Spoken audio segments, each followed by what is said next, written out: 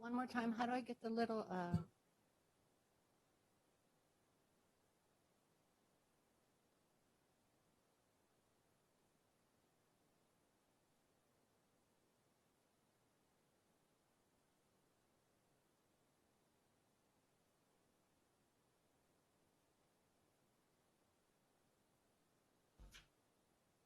Do it this way, meetings are short, aren't they?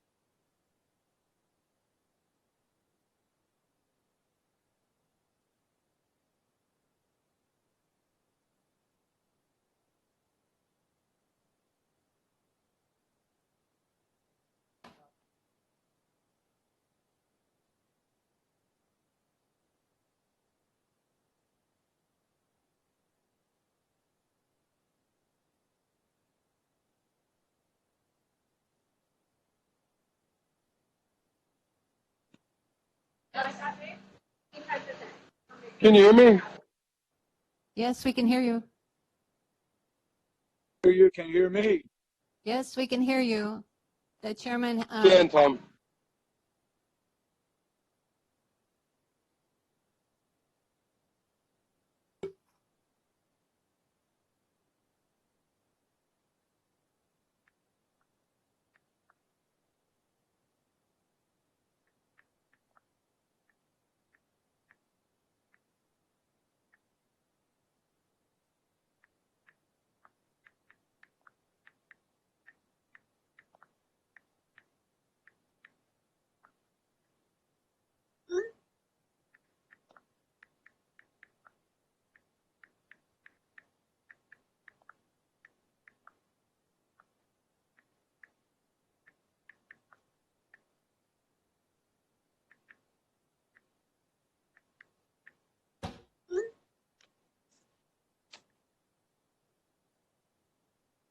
Good morning.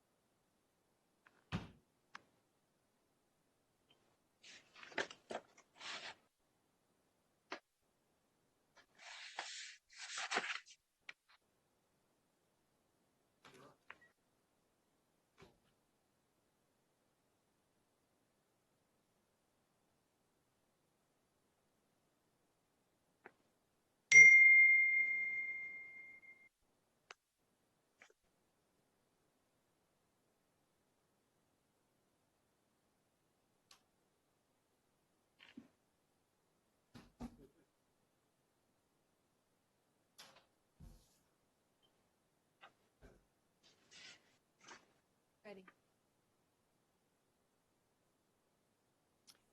We are.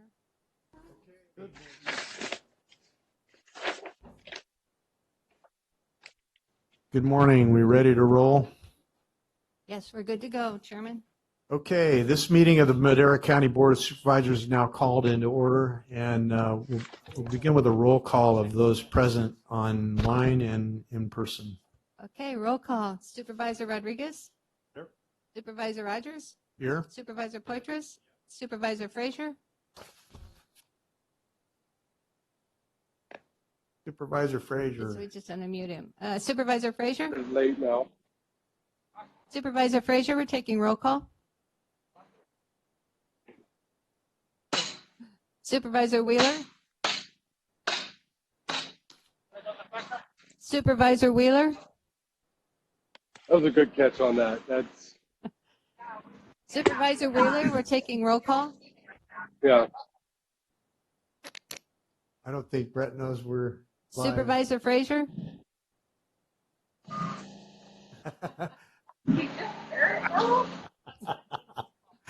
You want something rounded. Oh, I think Kiwi removed something Supervisor Frazier?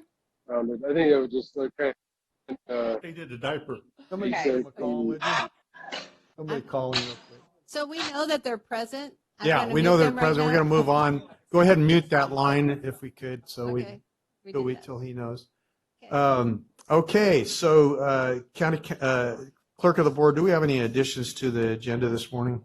Yes, Chairman, we do have an addition to the agenda that. Hi, came to this the- is Brett. I'm here. I can't hear anybody. Can you hear me now? There. Can you hear me? Hello? Hello? I can hear you, Brett, but I don't hear none of them. I don't They, hear any of them. neither one of them can hear us, so I don't see your picture either. what was was it the Verizon commercial? Can you hear me now? Can you hear me now? Boy, oh boy. We're working on it. We're working on it, guys. I don't know what. There you are. I can't hear any of you. If Can you you- can hear me, I can't hear any of you. We've got you. We're having And I don't technical. think Tom can either. I can hear Tom talking to me. Okay. There we go. Now you How can hear about us. how about can you hear me now? Yes. Yep. Okay. Tom, can you hear me? Yep, I can hear you now. Okay, good, good. We're good. We're ready to fire it up. Okay, so we do have one addition to the agenda, Clerk. Yes, it is consideration and discussion of Madera County Public Health Department's local variance attestation to Stage 2 of California's roadmap to modify the stay-at-home order and consider approval of a letter from the Madera County Board of Supervisors supporting the department's attestation. So I'll hear a motion from someone to add this to the agenda. Move to approve. Okay. Tom Wheeler. Motion is that we find the necessity to take up this item. It arose after the posting of the agenda. And we have a motion and a second from Tom and Max. Let's vote. Call for the vote. Supervisor Oh, Wheeler. wait. Any comment from the public? No comment online? No, sir. Okay, let's vote. Call for the vote. Supervisor Wheeler. Yes. Supervisor Rodriguez. Yes. Supervisor Frazier. Yes. Supervisor Poitras. Supervisor Rogers. Yes. 5-0 vote. Thank you. Okay, thank you. County Council, would you read the closed session into the agenda, please? Yes, Chairman, members of the board, there are two items on the agenda for today. Under Government Code Section 54957.6, you have a conference with your labor negotiator. Your agency designated representative is Director Alba Gomez. The employee organization is all unit and unrepresented employees, a county administrative officer position. Also on the agenda, under the same Government Code section, is Public Employee Appointment Employment. The title of those positions are Veteran Service Officer, and County Administrative Officer. Thank you. Okay, thank you. Any questions from the public regarding closed session? Hearing none, we will adjourn to closed session.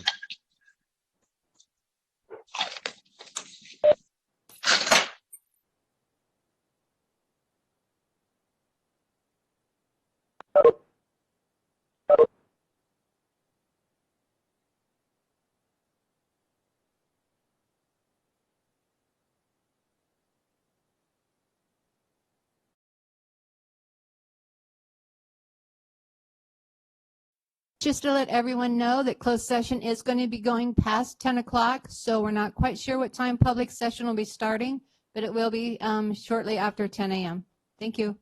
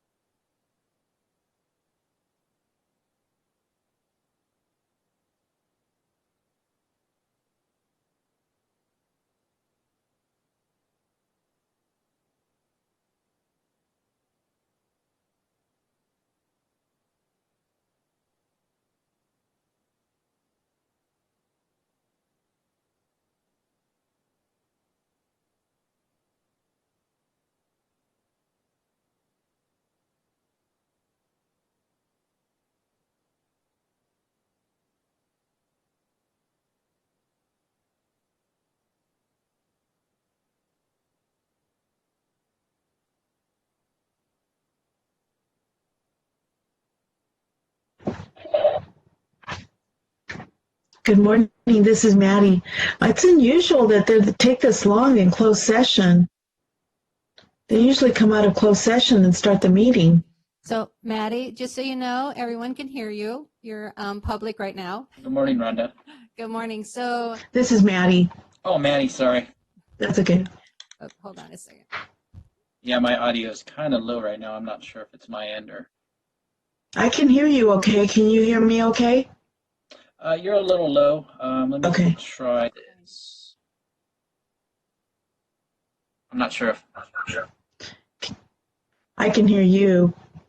Maybe I need to speak closer to the Oh, you're good now. I got you. mic. Okay, thank you. This is Maddie. Yep. It's unusual that they take this long in closed session. So, at the meeting.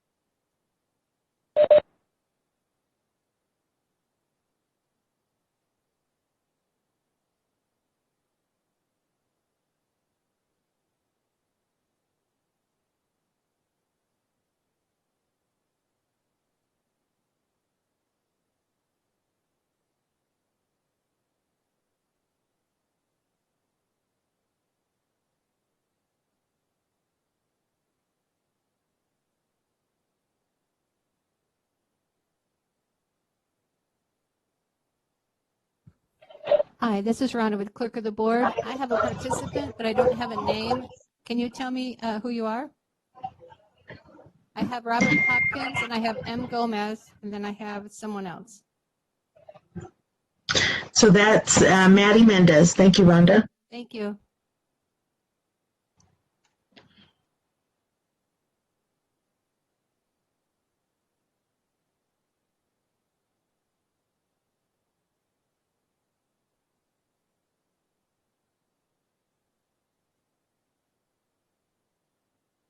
Hi, this is Rhonda with the Clerk of the Board. I have M. Gomez. Can you tell me what item you're speaking with, that you will be speaking on?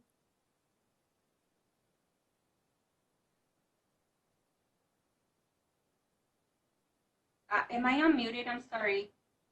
You are unmuted. Is this M. Gomez? Oh, yes, it is. It's Maritza Gomez, and I'm actually part of Community Action Partnership with Madera County, and I'm with Maddie. It's on item C on the consent calendar. Thank you so much.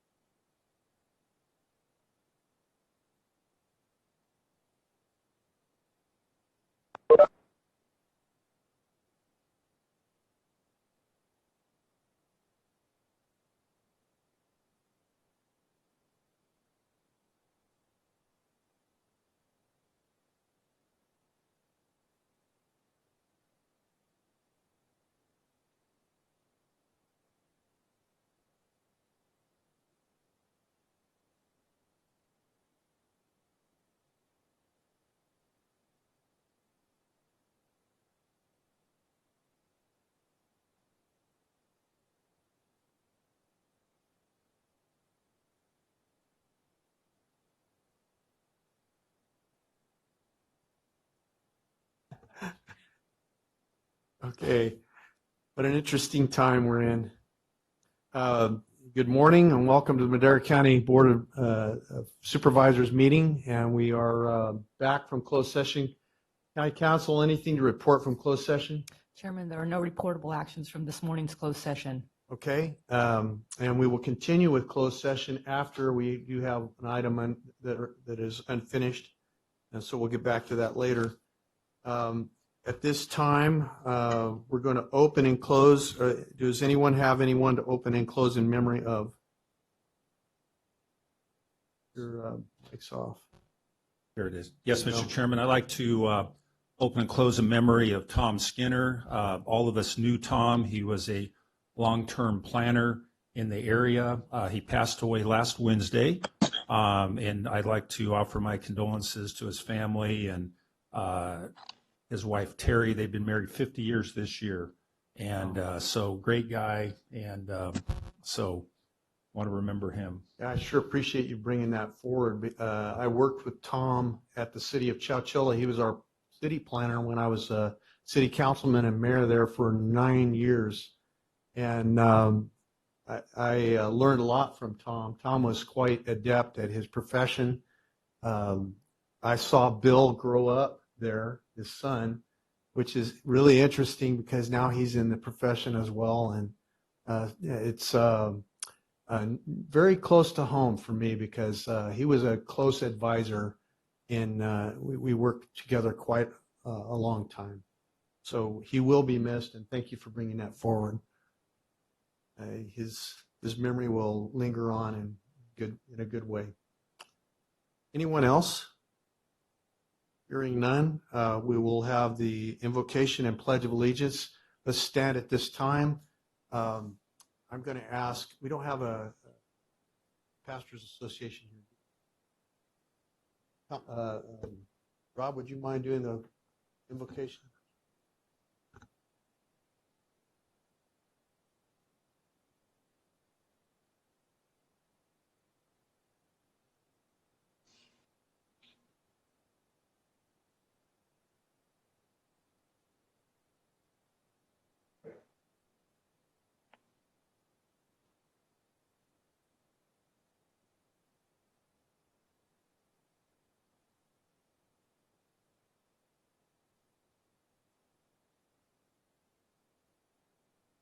Amen.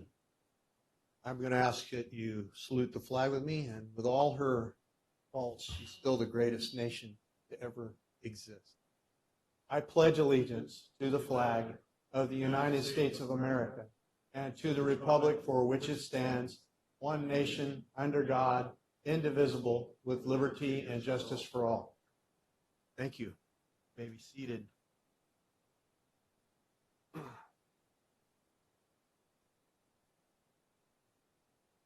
All right, public comment. Public comment. Yeah. Can you hear me? Hold on, Tom. She's reading the. Go ahead. Public comment. The first 15 minutes of each regular session are set aside for members of the public to address the board on any matter under the jurisdiction of the board, but not appearing on the agenda. The board will not take action on any items presented under public comment. Speakers are limited to 3 minutes. Anyone addressing the board is asked to state their name clearly for the record. We did have an email from one member of the public. That needs to be read into the record at this time. Yes, we do have public comment from Madeline Harris with the Leadership Council for Justice and Accountability. Good morning, supervisors. I'm writing to provide comments on behalf of resident leaders from Fairmead Community and Friends. As you know, Fairmead is a severely disadvantaged, unincorporated community with a large elderly population where many residents lack access to their own means of transportation, and many low-income residents are experiencing severely increased economic hardships due to the coronavirus pandemic. As a result, community leaders from the Fairmead Community and Friends Board of Directors requested that I submit comments to the county on their behalf, asking the county to dedicate resources towards developing and executing a food delivery service to seniors, disabled folks, those lacking access to transportation during this crisis, and those in need of emergency food assistance beyond the once monthly food distributions from the food bank. Resident leaders in Fairmead note that an additional supply of food to those most vulnerable and most impacted by the pandemic would help fill in the existing gaps in resource provision for folks who cannot afford groceries right now due to COVID-19 related financial impacts, who do not have access to transportation and cannot safely travel with neighbors to the store, and for elderly and immune-compromised people who are making an effort to shelter in place and avoid enhanced risk. For my part, I can say how astounded I am at the hard work that the family, community, and friends do volunteering in the community to help with food distribution, local advocacy, and preparing and sharing meals with our neighbors in an effort to ensure that all residents' needs are met. Community leaders are now asking the county to do the same and join them in this effort by working with them and with our organization towards ensuring greater access to food during this crisis and the economic downturn that will follow it.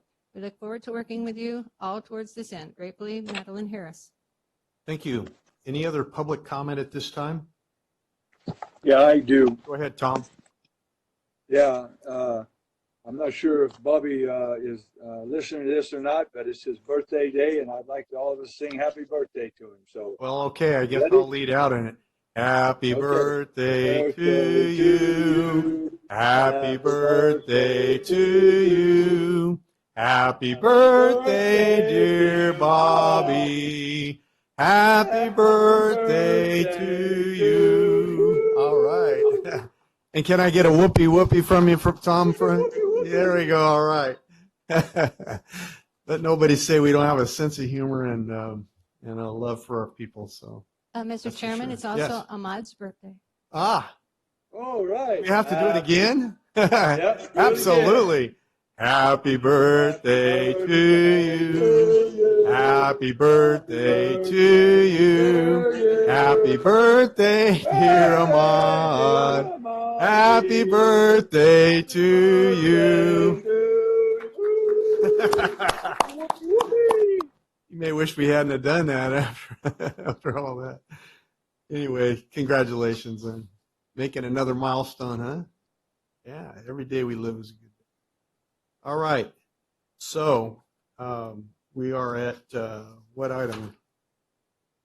Consent calendar. I got a couple of things. Go ahead, Tom. C, I, K, and J. C, I, K, and J. Okay. C, I just it's the Community Action Partnership. Yeah. Item number 2 on it. It it just needs to be the way it's. When I first read it, I thought that we're a little late getting the grant in, because the grant was due March the 1st, 2020. And after I read all the backup, it does. They did get it in. We got a lot of money, so that was great. But I think we need to correct that paragraphs, saying that we did put in, and it was put in by the March 2nd, 2020, not that it was due then.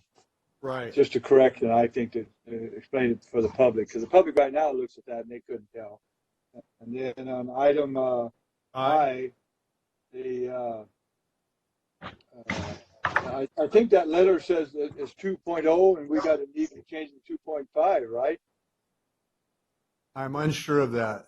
For the governor, I don't know. That's what I'm just asking that question because I don't know. So Go ahead, Sarah. She's at the microphone. okay. Your mic needs to be turned on. Thank Good you. morning, Sarah Boss, Public Health Director. You are correct. They're referring it in 2 different ways. It's all phase 2. And so we had titled the document Accelerated Movement Through Phase 2, which would take us to 2.5. Thank you. Thank you for the clarification. Okay, that works for me. Next Then item. on item J, it's kind of funny. It's one of those things. I don't know. Now they've done the work already. Now they want us to pay them for it. I don't know why this wasn't brought to us before to look at this and see what we thought back then. But we got to pay it, I guess. But it's just I don't understand why it comes in afterwards. It just I don't like those kind of things. It kind of bugs me. So Ahmad's at the mic. Go ahead. Good morning. okay. Happy birthday, Ahmad. Thank you, sir.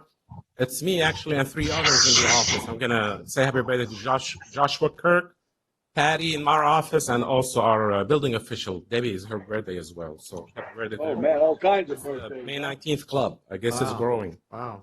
Sir, good question. This is, though it's unusual for us to bring amendments where they are retro for work already done, But as you know, with this specific project, it's been moving very dynamically, and we had the hard deadlines to meet.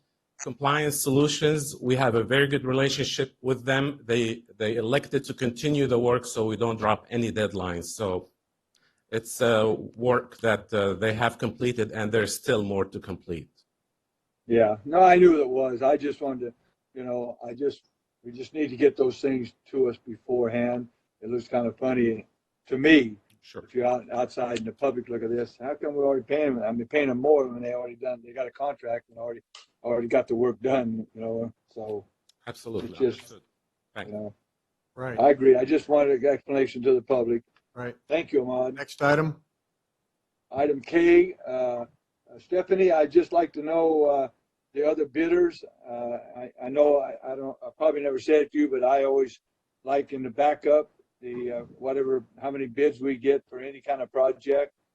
I like to see those and see what they were bid and who they were. So how much they bid. So that's all on that one. I'm sure you picked a good one. I have no problem with that, but I still like to see those. I've said it ever since I've been on the board. I like to see who's doing the bidding and who isn't. So I don't know if Stephanie's there or not, but maybe she can get those to me later or something. Sure. This is Stephanie and Agneson, Director of Water and Natural Resources. We can get those to you. The two other bidders, I think, were QK and Scharfenberger. Okay. Yeah, if you get them to me, I'd be happy. Thank you so much. Thanks for the great work, too. Yeah, No problem. Thank you. Okay. That's it. That's it, brother. Any other questions for the consent calendar? Rob? I make a motion for approval. Motion made. Chairman, public comment? Go ahead. We have public comment from Madeline Harris, Leadership Council for Justice and Accountability regarding 5I. Good morning, supervisors. I'm writing to provide comments regarding 5I, possible ratification of an updated letter to Governor Newsom. On behalf of residents in the community of Fairmead, should the county decide to submit the letter included in the agenda packet, and should the county move forward with accelerating reopening through Roadmap Phase 2, the Fairmead Community and Friends Board of Directors requests that the county implement the following public health and safety requirements. A, require mask and physical distancing in businesses that are currently opening, as well as businesses that would reopen under accelerated reopening. B, ensure that personal protective equipment is available to all people. C, ensure that the free COVID-19 testing is available and easily accessible to all who want it, regardless whether or not they're exhibiting symptoms. True accessibility means 1, allowing drive-up and walk-up testing. 2, placing testing locations throughout the county located in rural, unincorporated communities. 3, providing safe transportation for people who do not live in the communities where testing sites are located. And 4, conducting outreach to the community in all relevant languages to ensure all Madera County residents are aware of how to access testing. Thank you for hearing our comments. Please do not hesitate to reach out to us should you have any questions about these requested precautions. Okay. Thank you. Any other public comment at this time on the consent calendar? Hearing none, we have a motion. Is there a second? Second. Motion and second. Let's vote. Call for the vote. Supervisor Poitras? Yes. Supervisor Wheeler? Yes. Supervisor Frazier? Supervisor Frazier? Yes. Supervisor Rodriguez? And Supervisor Rogers? Yes. Vote passes 5-0. Thank you. I'm going to go straight to item 7A.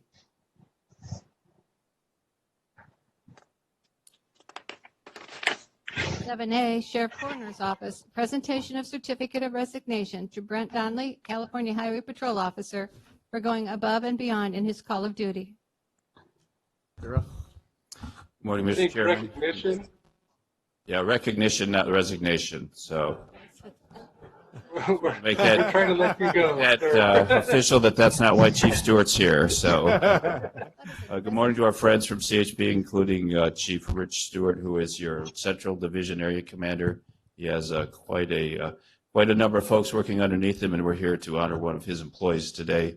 And it certainly is a good morning for the person that CHP Officer Brent Donnelly saved 2 weekends ago up in the Willow Creek. We'll be fairly brief here. I'm just going to read right off of your own proclamation, and then I'm going to read ours unless it's exactly the same. So it says, certificate of recognition to Brent Donnelly in recognition of his bravery and compassion as he jumped to action to pull a hiker out of Willow Creek on May 9th, 2020, and is presented this day, the 19th of May, 2020, over Chairman Rogers' signature and the signatures of the entire board. And then we also have a plaque that we prepared to give to him. You'll note that it's in green and tan, the best colors around for law enforcement. In recognition of your swift actions and leadership in coordinating and executing a swiftwater rescue, which most surely saved a life on Saturday, May 9th, 2020, Brett Donnelly, we thank you for your immediate, unswerving dedication to serving the public. So at this time, Chairman, I'm sure that you or the entire board that's present wishes to come down. We'll ask Officer Donnelly and his family, as he wishes, to come up so we can present these to them. If you don't know, as part of the rescue, Officer Donnelly had to destroy his own backpack, so we have procured a new one for him from First Tactical. It's probably not the same, but hopefully it's better. You know, I can't, in the many years that I've been on the sport, I can't count the number of times that I've gotten an email or a text from SARS and about somebody dying in that creek from drowning. So you certainly, most certainly saved a life that day, and Well, thank you. And just to emphasize your point, Mr. Chairman, we did have someone die in that same general area this past weekend. Wow. From a similar It's incident. just amazing, amazing. At the risk of his own life. I mean, that's just amazing. Come forward and be recognized.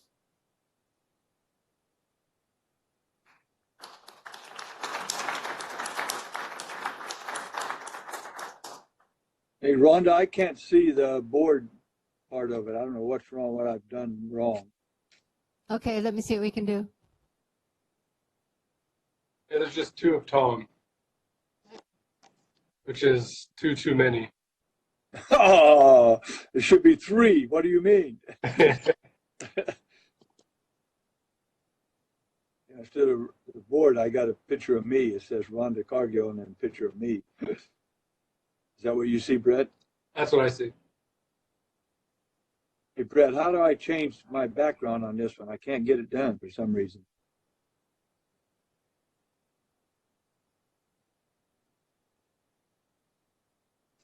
You can paint your ceiling. You could change your fan. Just kidding. Oh, thank God.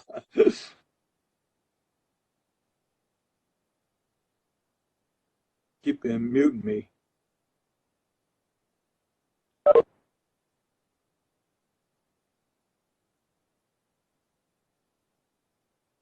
Now I can see it.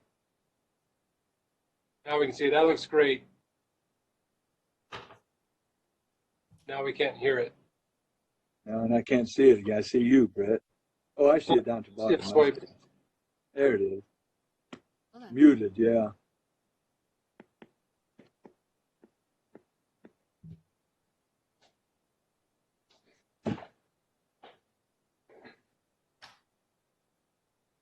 Test, test.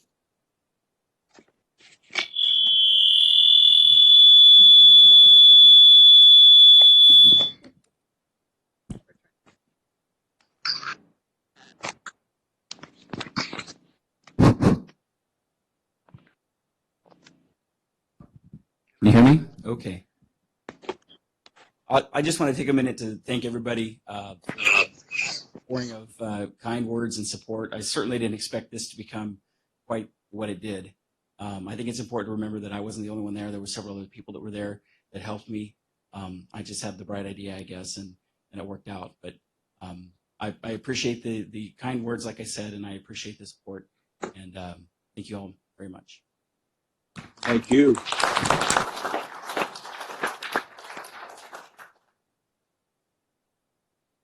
It's a rare circumstance when one is willing to sacrifice his life for another. And without hesitation, you did that. Thank you on behalf of this community. Thank you.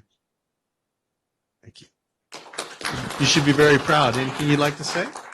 Okay. All right. Thank you so much.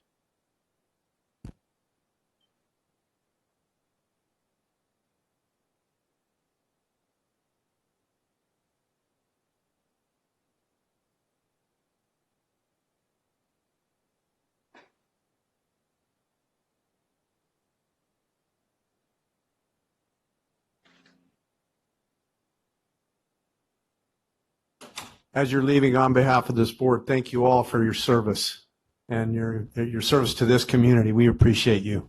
Thank you. Use your hand sanitizer. Yeah. I'm watching. I'm keeping an eye on you guys. Thanks, Tom. Well, that really was amazing. That's really great. What a great way to start the day. Just recognizing great people. Tom? Yes. Yeah. I mean, it's a serious thing. That's a serious creek to fall into. Well, there's a big sign that we worked together with the sheriff and everything about 2 or 3 years ago, maybe longer, I can't remember, that we put up there to tell them all the danger and everything else. And the people just, every year never fails. Ever since I was a kid, they've never, Yep. there's hardly ever a year goes by that something like that don't happen. Yeah, exactly. Or worse.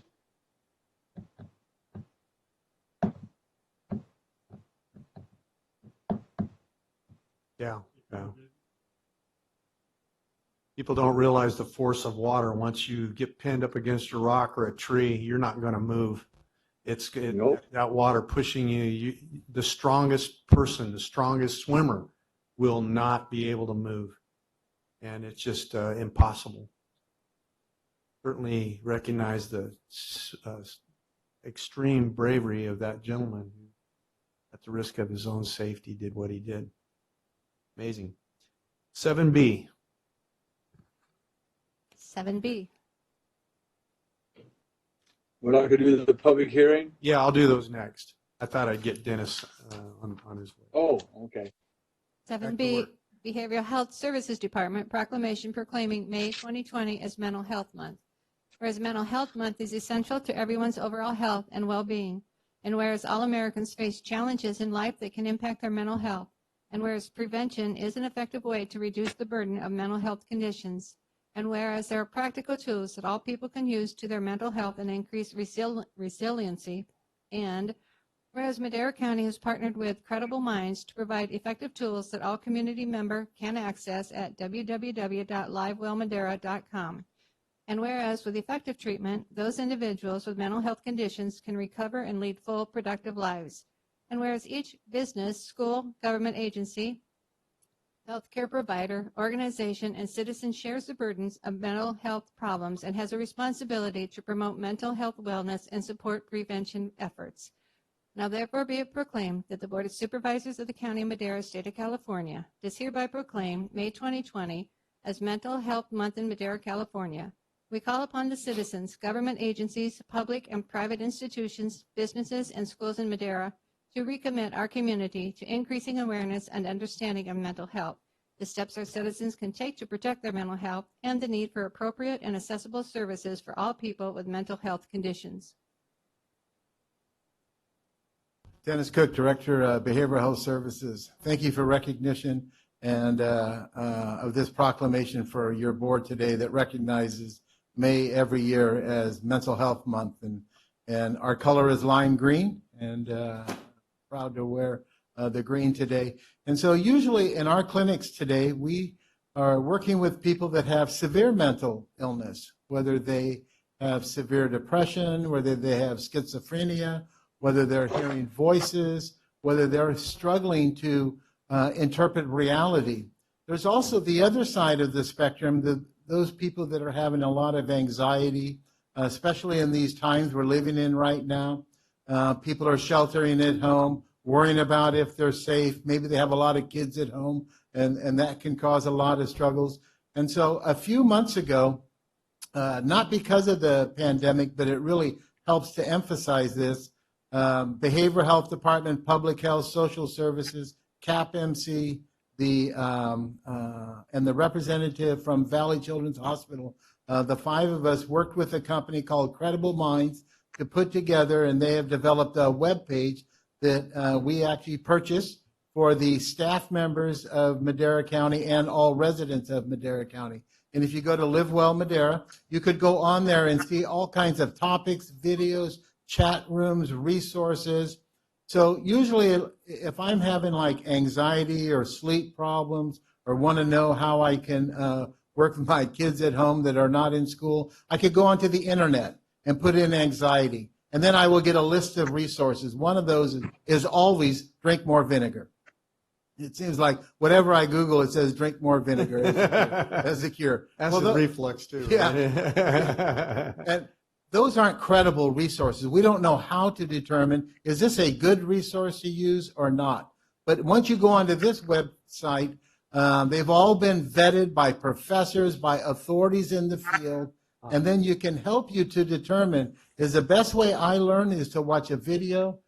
Should I read some resources? Can I chat with somebody? So it gives you a number of resources. We've sent the email out to most to our county departments for our staff to use and to people out in the community. And we're looking then how we can advertise this resource more. It's very, very cool resource. And in fact, right now the governor is looking at that and seeing, could we use this same resource throughout the state? Hopefully that will happen. You know, one of those times where maybe Madera kind of leapfrogs some other people and are going to lead in that. But it's a really a good resource. So I just want to end with that, and hopefully people could go on there at livewellmadera.com, and it'll get you to it. Very good. Thank you. Dennis, I've got this proclamation to hand to you. And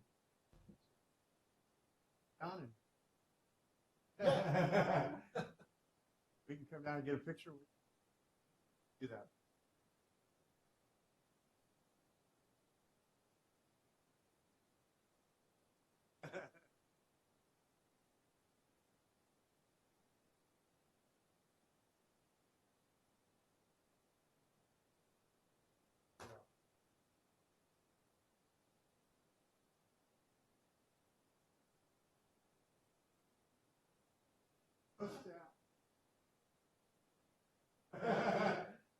Of the other one.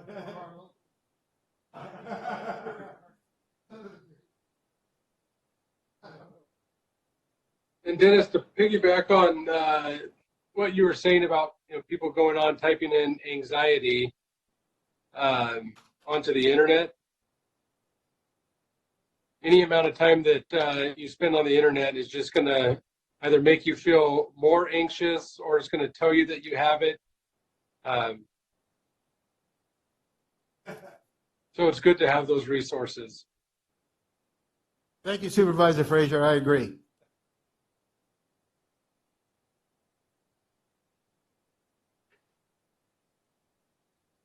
Yeah, I was going to say if the governor wants to help with anxiety, he might. Every time you Google anxiety, his picture pops up. So I don't know. I'm just joking. Anyway, thank you, Dennis. Thank you for the job you do, and you're a great guy. We appreciate you in Madera County, and you always have a smile on your face. You do your job well, and you love it. It's obvious. Thank you so much. Okay, let's do the public hearings. 6A. 6A, Public Works Department Engineering Services Division, Solid Waste System Rate and Fee Adjustments. 1, discussion and consideration to adopt a resolution approving rate schedules that define increases or decreases in various solid waste collection rates by the county's franchisees, increases or decreases to the contracted operating rates and fees between the county and Red Rock for the Fairmead Landfill and North Fork Transfer Station. C, increases to the various public fees for disposal at the Fairmead Landfill and the North Fork Transfer Station. 2, discussion and consideration to approve rate adjustments for 1 year due to changed circumstances in the recycling markets. 3, discussion and consideration to approve the 3.1% consumer price index increase for the most non-contract self-hauler tipping fees at the Fairmead Landfill and North Fork Transfer Station, additional adjustments for materials requiring special handling. And 4, discussion and direction to remove on July 1, 2020, the prior 1-year rate adjustment to Red Rock that compensated for the CPI calculation error in 2017. Okay, Jeff? Your mic's not on. There you go. It's on. There we go. Good morning, Chairman, members of the board. I'm Adaka, Public Works Director. With me here is Mr. John Carlton with HDR, our solid waste consultant. Also, County Counsel Scott is here. I see Caglia or Red Rock is represented by Justin. Raymond. So, as presented to your board last week, May 12th, 2020, during the solid waste program presentation, we have recommended to your board approving the proposed new solid waste disposal fees and collection rates, as read by Rhonda. Thank you, Rhonda. So in this public hearing today, the department is seeking your consideration to adopt a resolution approving those fees and rates. And we are here to answer any questions you may have. Any questions from the board? I just like to commend them again on a good job this time. I thought that the whole crew did good, and the companies I think are doing an outstanding job for our citizens, Red Rock and Emadco. So I'll echo that as well. I think that you do a great job. Thank you. Yeah, I think it's important to note that we are following the CPI as it goes, even when it goes down, we will be reflecting that in the rates for this year. This is just something that comes back every single year. So I think it's important to note that we follow the CPI. A lot of people say, well, it'll never go down, but when it does, we did capture it going down as well. So I think it's important to see that we're using it for what it truly is, which is how much it costs to do business during a year. Right. This is a very important point that you're making there. And how many times do you hear government saying we're going to reduce your rate? That doesn't happen very often, does it? And so that's a point worth noting. And we've done that several times in the course of this franchise, and it's been quite beneficial to the public at points. We went from, I believe it was $32 to $22 a ton. That's a significant decrease in cost to the public, and that existed for a period of about 5 years before it met the point where it had to be raised. And even then it didn't reach the previous point completely of reduction as it was being raised. So this body and our organization has done very well by the public concerning this particular service. And I'd like to echo that from Supervisor Frazier, his point taken well. Anyone else? Move to approve after public comment. Okay, motion to approve and second. Motion made and second. Anyone from the public wish to comment on this item? Anyone online? Okay, none online, and I don't see anyone here. So with that, let's vote. Call for the vote. Supervisor Frazier? Yes. Supervisor Wheeler? Yes. Supervisor Rodriguez? Yes. Supervisor Poitras? Yes. Supervisor Rogers? Yes. Vote passes 5-0. Thank you. Thank you. Great job. Supervisors. 6B. 6B, Public Works Department, Oakhurst Midtown Connector. Hearing to consider adoption of resolution of necessity for the acquisition of easements located in the Oakhurst area, Madera County, on assessor parcel number 065-050-012 by eminent domain for the construction of the Oakhurst Midtown Connector. Discussion and consideration of approval to authorize county counsel to prepare and prosecute or retain counsel to prepare and prosecute in the name of the county of Madera the condemnation court proceedings that will follow. Discussion and consideration of approval of any other actions necessary to accomplish the acquisition of the right-of-way. Okay. Thank you, Mr. Chairman. Matt Treber, Chief of Development Services, on this item. This is an item that the board has had and has continued and kept this public hearing open. We would request that the board do that again and keep this item open and move it to the June 2nd board meeting as an opened public hearing. And we're still working through the nuances with the property owner here, and their attorney and county counsel have been in discussion. So those have been fruitful, and we're hopeful that we can continue those for the next couple of weeks here. Motion is in order. Move to approve. I'll second. To keep the hearing open and continue to 6-2. Okay, thank you for clarifying the motion. Motion made and seconded by Supervisor Poitras Any comment from the public on this item? Any comment online? No, sir. Okay, let's vote. Call for the vote. Supervisor Wheeler? Yes. Supervisor Poitras? Yes. Supervisor Frazier? Yes. Supervisor Rodriguez? Yes. Supervisor Rogers? Yes. Vote passes 5-0. 7C. Chairman, shall we take up the addition to the agenda? Yes, let's of do that. public health? Okay. Thank you. So consideration and discussion of Madera County Public Health Department's local variance attestation to Stage 2 of California's roadmap to modify the stay-at-home order and consider approval of a letter from the Madera County Board of Supervisors supporting the department's attestation. Okay. Paul.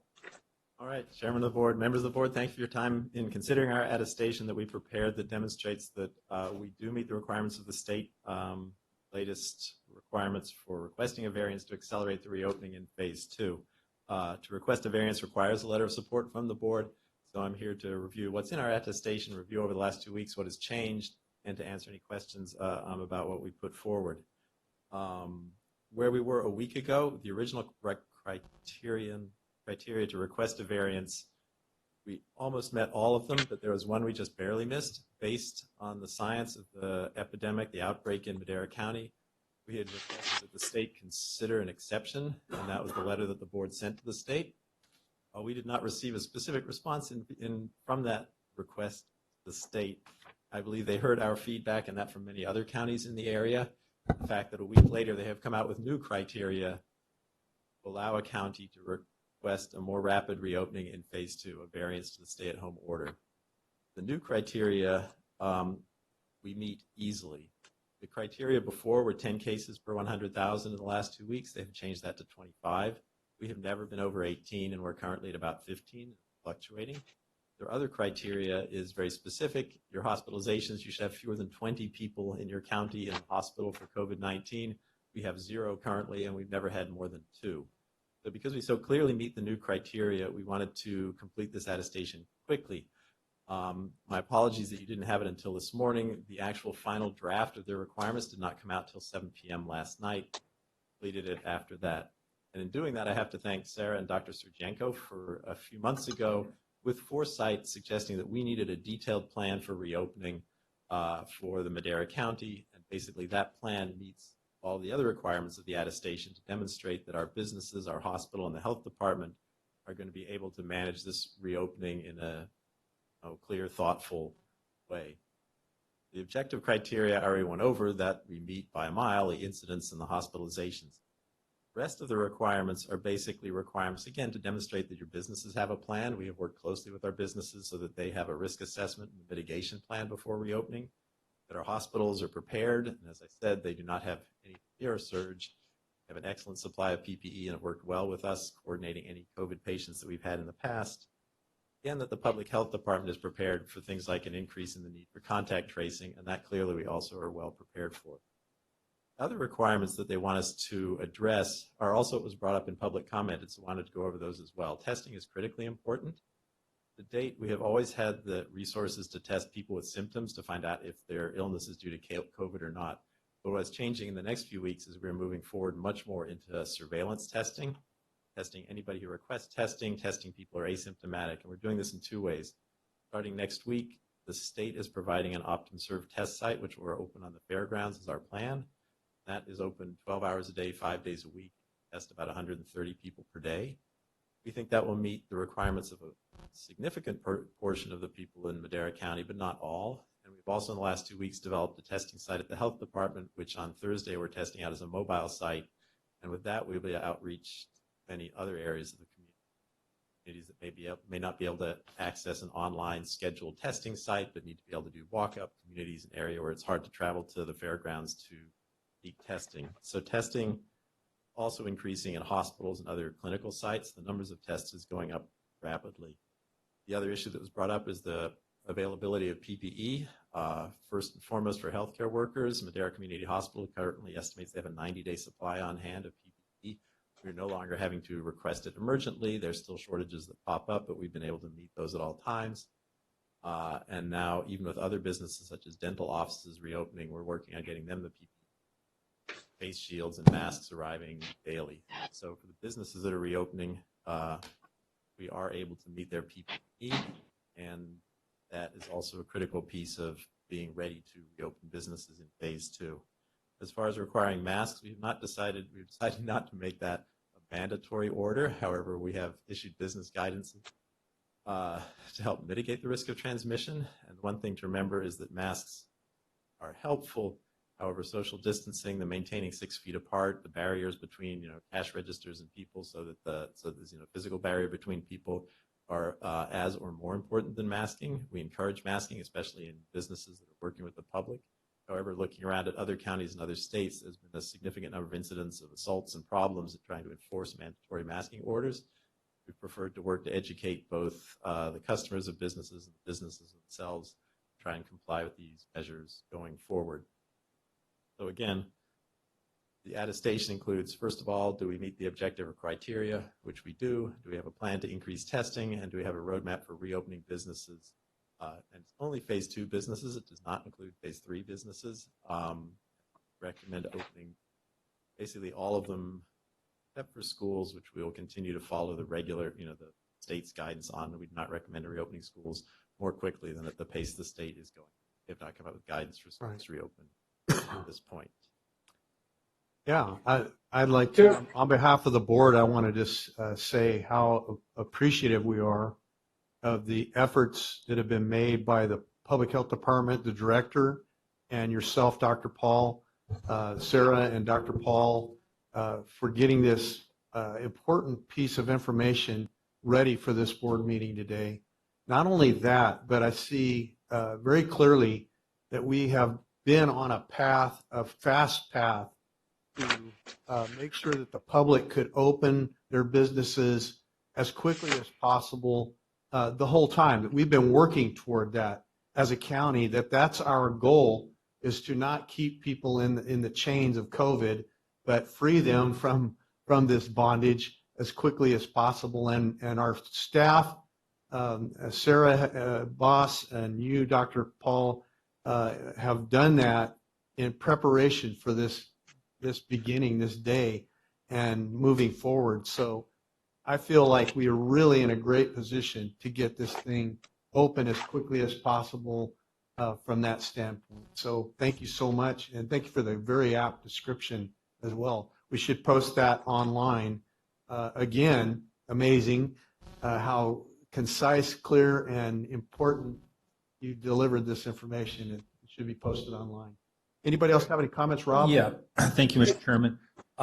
My question is, in practical terms, what would be I don't need an exhaustive list, but in terms of phase 2 businesses versus phase 3 businesses, maybe you could give just a brief example. What are some of the major businesses that would fit in the category of phase 2 and some of those that would be in phase 3? The ones everybody notices are restaurants are in phase 2, and indoor retail, no longer curbside pickup. We can open up in phase 2. And things like farmers markets and flea markets can reopen as long as they have a plan to keep crowding. Big thing in phase 3 that everybody's waiting for is salons and barber shops, and also possibly larger gatherings starting to occur. Okay, very good. Thank you. Very good. Yeah, Do they go ahead. Yeah, do they, a couple things, do they have, now that we know what the criteria was for phase 2, do they have the criteria for phase 3? And so that we can start working towards that as quickly as possible. So that's one question, and I have a follow-up statement after. Yeah, for phase 3, I think we'll be, honestly, it's the businesses are preparing themselves as much as we are. So my example, salons and barbershops is the one that people notice. They are very actively working with their associations to develop plans for safe reopening.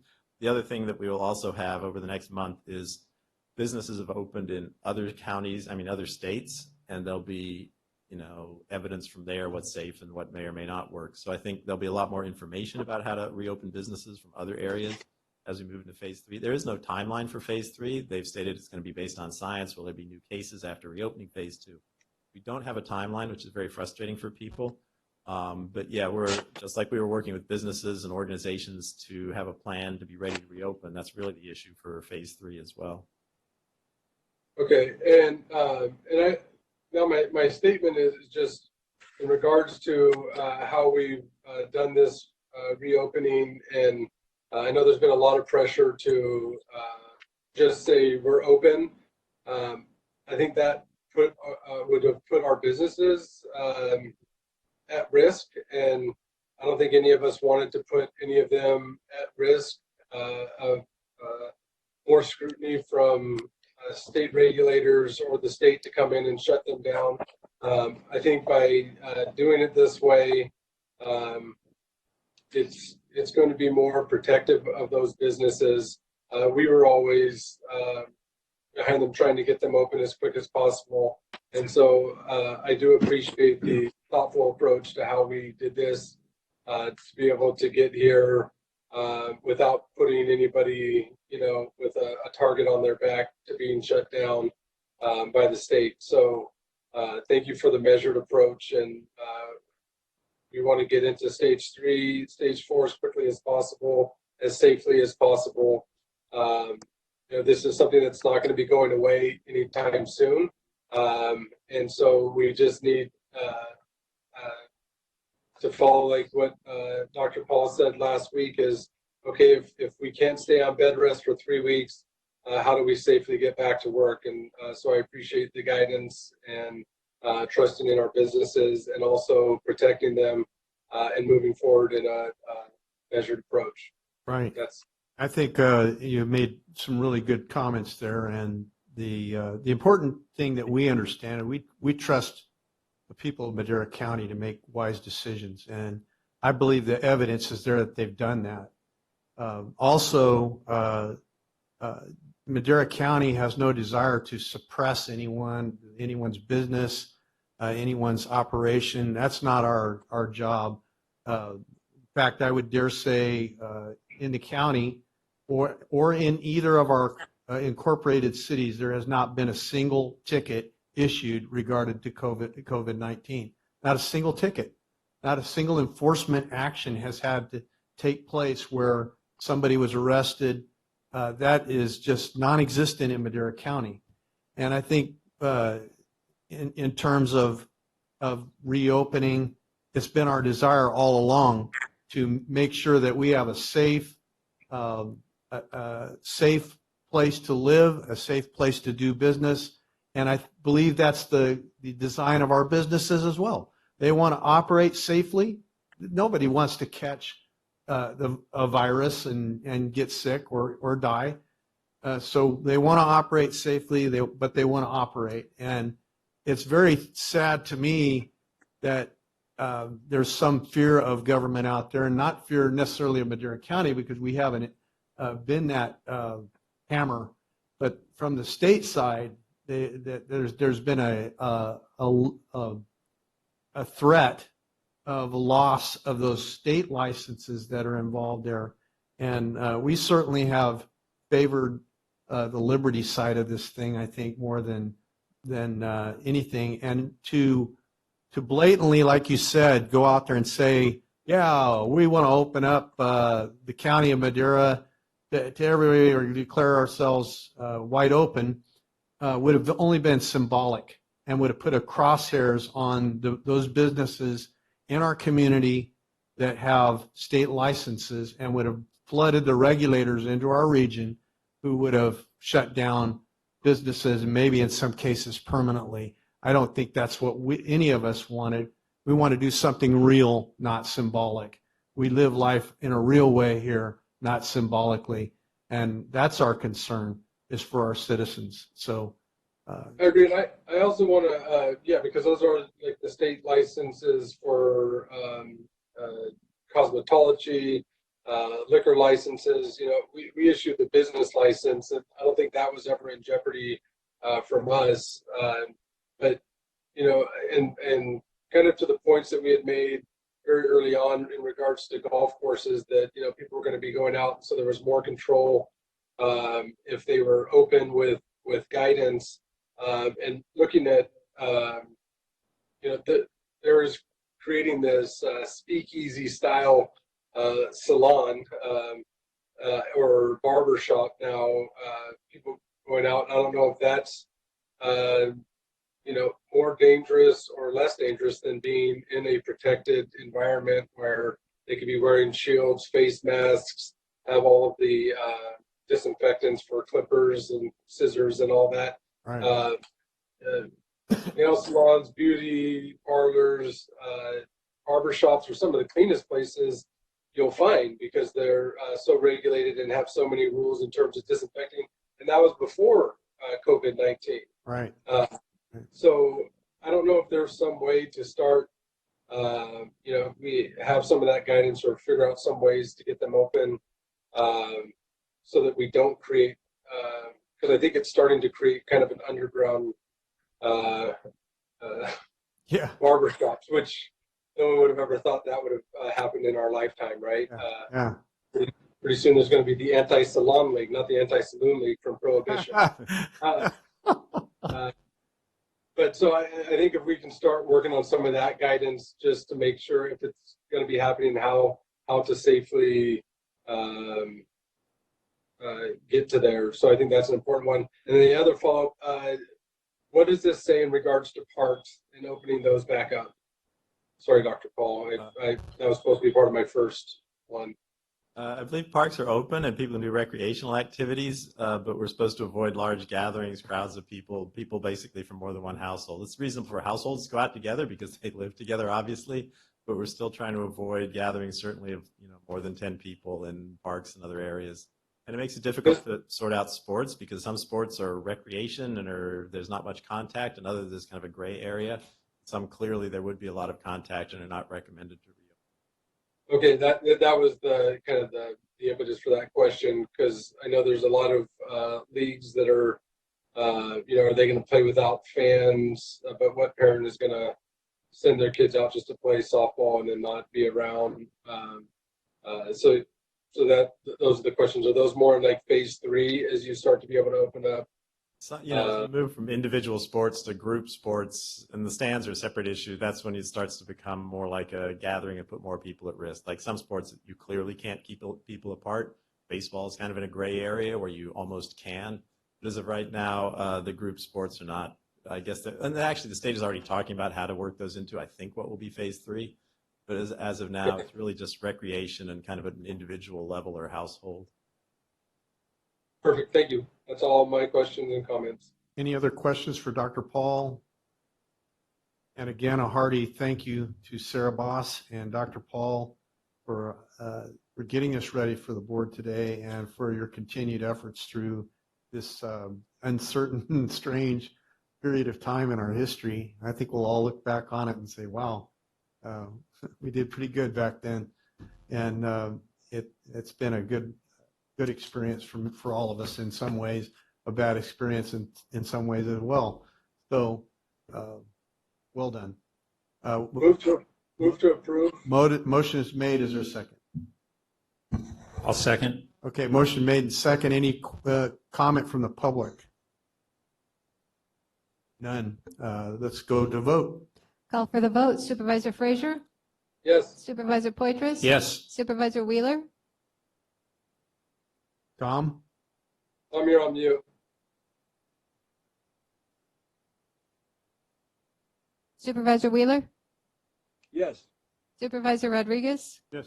Supervisor Rogers? Absolutely. Vote passes 5-0. Thank you very much. Thank you.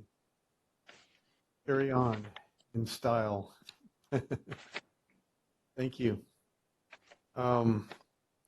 Next item. 7C, County Administration Department, discussion and direction to staff on the fiscal year 2020 to 2021 recommended budget and schedule of budget hearings for the county budget and the special districts budget. Good morning, Mr. Chairman, members of the board. Joel Begay, County Administration.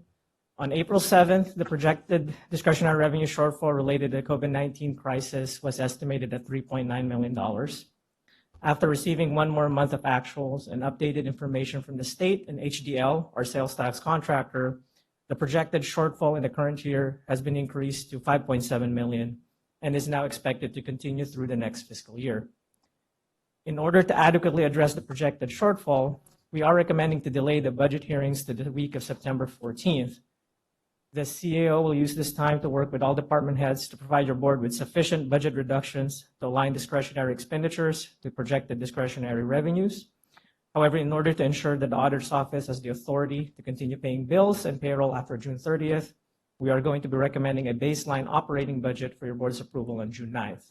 The baseline budget, or the continuation budget, will be based on current year operating amounts with the following adjustments. One, removal of fixed asset appropriations in the current year. Add mid-year adjustments that are critical to meet contractual obligations already made by the county in the fiscal year, and any necessary modifications on the budget that is critical to be in effect for July 1st, such as those modifications related to the general election in November. Other than that, please note that this proposed delay is only recommended for the county budget. After consulting with the Public Works Department, it is still recommended that the hearings for the special district's budget be conducted on June 9th to ensure that there's sufficient operating appropriations for all maintenance districts after July 1st. This concludes our presentation, and we're available for any questions. Any questions from Joel? Or for Joel, I mean? Yeah, go ahead, Tom. It's Tom. Yeah, I guess that's okay. We used to do the budget, later like that, and we phased it in, getting it back on in June. I don't know. This is just a one-time deal, I'm sure, but I just got to really watch that. I know we got to really watch our dollars, and Joe, you're doing a great job. So when I first read it, I was thinking, oh crap, do we want to do this now? But after reading the rest of it and the backup, I think it's a good way to do it. Still leery of it though. Yeah, yes, Supervisor, we are recommending, we failed to note that in the board letter, we are recommending this as a one-time. There's another reason we're recommending this is because of the COVID-19 fiscal crisis that was created, the state is planning to do an informal August revision of the state budget as well, which has a downline impact on county. So even if we adopted a budget, we would likely go back in September and revise it. And this actually aligns done with theirs. Right, and both Kings and Mariposa have taken the same approach of moving their hearings to September. Oh, okay. Everything's in so much flux that we need to have, and it's even going to be in flux after September. But we're going to need to have as much information as possible to make these decisions this year. Right. Exactly. Yeah. The much of what we need to make concrete budget decisions won't be available until September. But we also wanted to note that the fact that we're doing a baseline operating is in of itself a reduction. By a quick estimate, if we kept everything status quo, just accounting for CalPERS increases and salary increases in the full year, discretionary would have gone up $5 or $6 million. And a baseline operating keeps that without that $5 or $6 million. Right. So in and of itself, departments are having to adjust. In order to accept the magnitude of the projections, we would have to go further below the baseline operating, which is why we recommend the extra time to make thoughtful recommendations. I wish we went to baseline budgeting every year. It'd be great. Yeah, zero-based budgeting is really an important, it's harder. It's not the easy road, but it's the best road. It is the best road. Thank you, Joel. Thanks for the presentation. We'll look forward to June and getting the operating budget in place, and then September for the final budget. Thank you, Supervisor. Do we need to make a motion to move those hearings, or is it just up to the chair, right? Yeah, that's just discretionary on the part of the chairman, and I've already directed that. But we wanted to do the informational first. So I think we're fine. Thank you. Any public comment on this informational item? None? Okay, thank you. Next item. 7D, Agriculture Commissioner Sealer, Voice and Measures. Discussion and consideration to adopt an ordinance adding Chapter 5.26 of Title 5 to the Madera County Code related to industrial hemp. Chairman Rogers, Supervisors, Stevie McNeil, County Ag Commissioner. And last week, this board voted to move forward with the ordinance process related to cultivation of industrial hemp in Madera County. This week, we're having this hearing today for you to consider approval, and also too, upon direction last week to promote clarification and uniformity, distance setbacks were set to 1/2 mile for sensitive sites, 1/2 mile from parcels containing residents unless they have approval, and a minimum of 1/2 mile outside of the city limits. So those are all done for uniformity. Also, there's a 50-foot setback from parcel boundary lines. Signage is required. And commercial is 50 acres and educational 1 acre.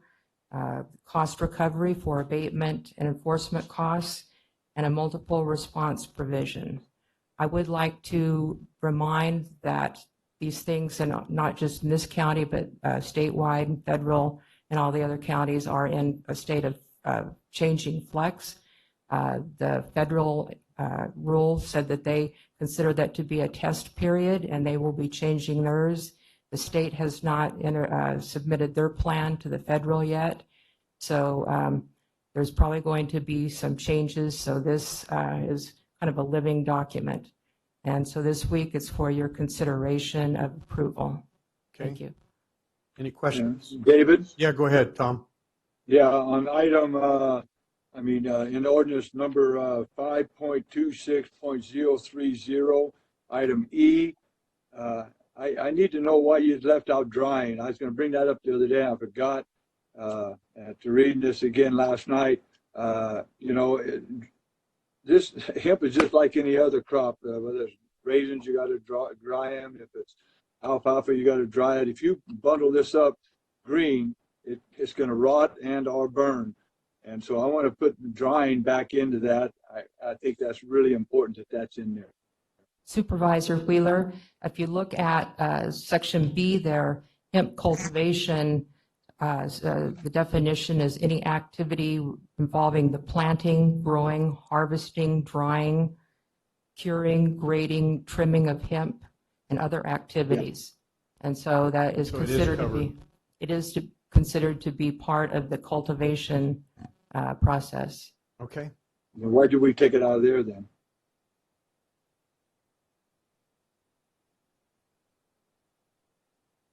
I don't know. Was that a question again? He said, why did you take it out of the section he mentioned? E. I want to put it back in there then. So when I make the motion, if you guys will let me, I'll put that in. Yeah, this is Matt Treber, Chief of Development Services. So the reason we've defined it as part of the cultivation of the hemp, right? That's a permitted use of the property for agricultural purposes because it is, part of the growing and cultivating of the hemp. If we move it to the processing, right, then it triggers a conditional use permit as an ag-oriented service related to the processing of that. So that's why we moved it from, into the definition to make it clearly identified and defined as part of hemp cultivation. So you don't think it is in processing then, huh? Not in our review and look at this. We defined it as part of the cultivation of the hemp, which is a permitted use in our ordinance. Because if it's right, but when you're processing anything, you got to have all the ingredients in there to process it, and it's got everything else in there: crushing, grinding, extraction, distilling, and all that. And you took drying out. I don't understand that. Yeah, because I think Tom, what he's saying is that if it was in there, then it would to dry it, it would require a conditional use permit. Yeah. Versus if it's in the cultivation side of it, you can do it by right. Is that correct, Matt? that is 100% correct. Yes. So the individual grows it, harvests it, dries it, and sends it to a processing facility. Right. So that is why we removed it from the processing definition, because if it was within that, technically, then it would have triggered a conditional use permit and an entitlement action. Possibly an IR. Correct. Yeah.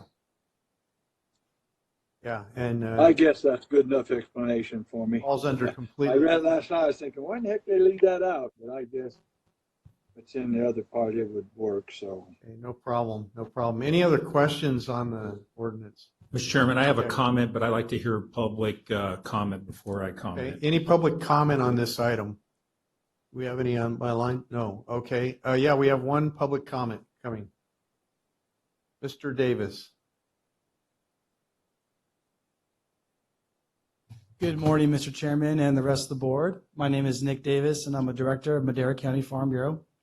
I'm here this morning to talk on behalf of two suggestions the Farm Bureau has for the new ordinance.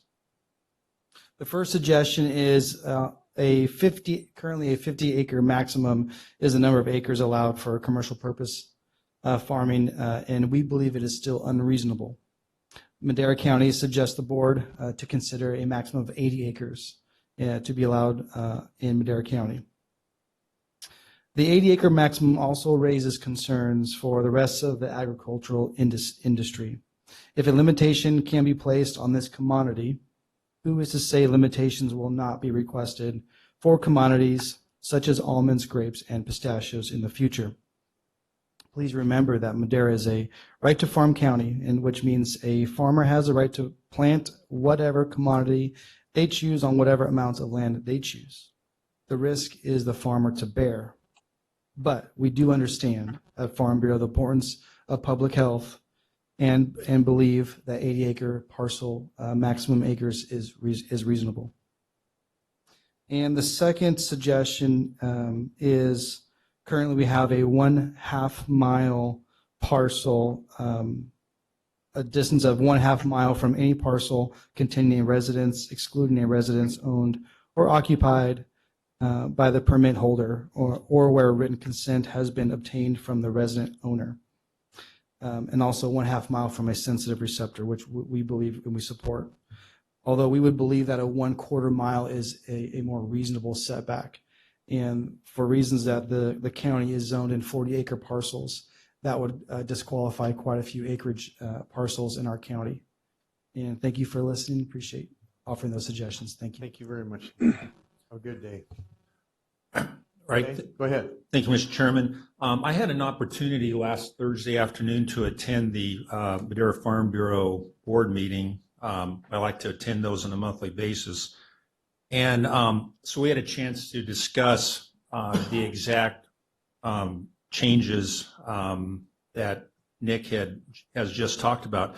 And it was mentioned last week, and he brought it up, as far as increasing from 50 acres to 80 acres, we know that the way that our county is set up and parcels are set up, they're set up in sections, 640 acres and half sections and quarter sections and 8 sections. So there's really no such thing as a 50 acre parcel. No. It's either a 40 or a 60 where you've got a 40 and a 20 or you've got an 80 or something. But, 50 acres is really not, because otherwise then you've got, if you want to go to the full 50, you've got 40 and then you have to cut in 10 into another parcel and you've got your pipelines and everything all fouled up. And so I support the increase in acreage to 80 acres.